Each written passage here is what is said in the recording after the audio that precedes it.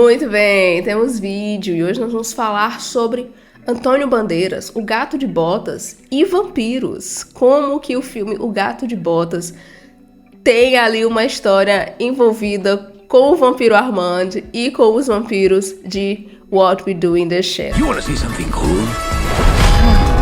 Puss in Boots 2, The Last Wish, né, é o mais recente filme da franquia da DreamWorks que celebra a carreira do espanhol Antônio Bandeiras de uma maneira sutil em um elemento que escapa apenas dos filmes que o ator fez com papéis que podem ter tocado a vida de outros atores de origem hispânica em Hollywood, como a carreira desse espanhol, Antônio Bandeiras, abriu o caminho para pessoas latinas nos Estados Unidos. The Last Wish, assim como toda a franquia Shrek, é uma grande homenagem a momentos marcantes do cinema americano e também a tradição dos contos de fado europeus, mas incorpora ainda elementos da terra natal de Antônio Bandeiras e da grande inspiração para o gatinho, a versão Bandeiras do personagem Zorro.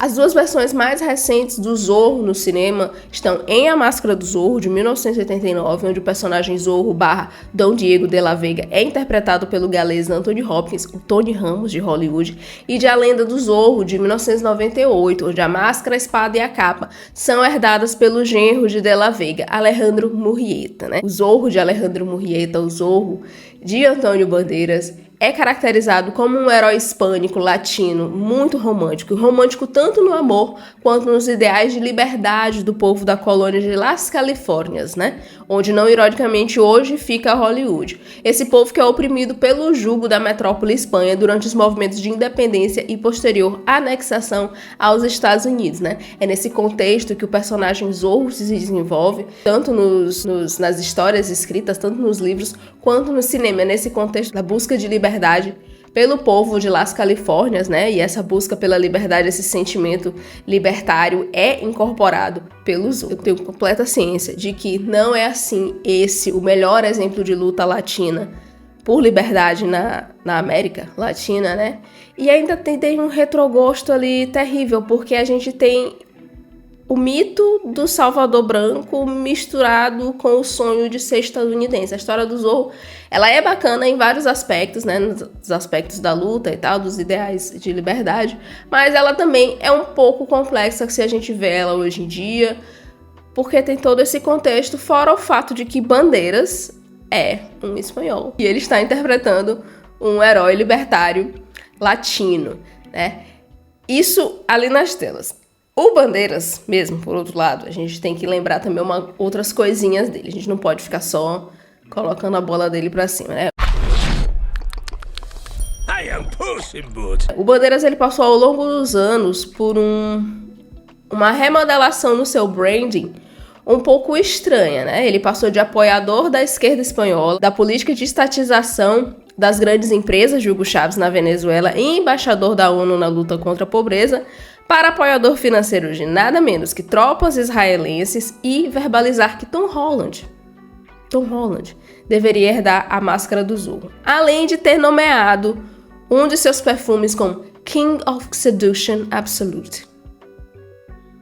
É como diz o ditado, quanto mais velhos, mais reacionários, mais conservadores. Mas vamos em frente aqui, que a gente vai chegar lá em como que vampiro entra nessa história. I am Puss in Boots. É inegável que o Bandeiras é grandemente premiado pelo seu trabalho, tanto nos Estados Unidos quanto na Espanha, onde ele colabora regularmente com o diretor que catapultou a sua carreira, o Pedro Almodóvar, e é um dos grandes nomes quando se pensa em pessoas de língua espanhola desbravando a indústria do cinema nos Estados Unidos. Não cabe nesse vídeo toda a problemática de por ter décadas espanhóis, brasileiros e outros latino-americanos no mesmo balaio chamado Hollywood hispânica, porque nós brasileiros não somos hispânicos, porque não falamos espanhóis, e você misturar os latino-americanos com os espanhóis também é um negócio um pouco complicado, né? Mas a gente quer apenas aqui ter uma compreensão de Bandeiras, né? Do que o Antônio Bandeiras significa nesse contexto todo. Um homem espanhol de primeira língua espanhola e como ele abriu portas para outras identidades latinas chegassem a estrelar papéis de destaque no cinema. A gente está falando de nomes como Gabriel Garcia Bernal e o daddy da internet, Pedro Pascal. Antônio Bandeiras andou muito para que essa galera pudesse correr hoje em dia. E, inclusive, no filme Puss in Boots, né, a gente tem um caldeirão. A gente tem esse caldeirão de identidades latinas se encontrando ali. A gente tem a Salma Hayek, a gente tem o Wagner Moura, o nosso brasileiro Wagner Moura, e a gente tem Harvey Guillén. E o Harvey Guillén, ele é muito importante para essa história aqui. You don't look like a pickles. Well, you don't look like a cat. Mas voltando para a carreira do Antônio Bandeiras, a gente tem um outro personagem dele muito icônico. A gente tem alguns personagens icônicos do Antônio Bandeiras, mas a gente tem um personagem especial que é muito relevante para isso aqui que a gente tá falando, que é ninguém menos que o vampiro Armand, no filme de 1994, Interview with the Vampire, que adapta o livro homônimo da Anne Rice, da americana Anne Rice, Interview with the Vampire. Remember my name. Armand.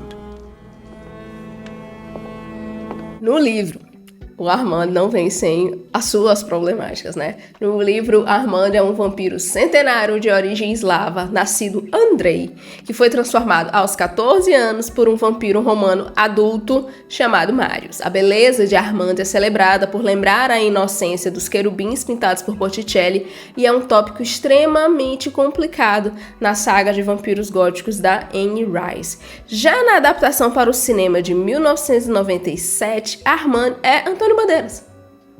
Pura e simplesmente. Imagine que Antônio Bandeiras fosse um vampiro.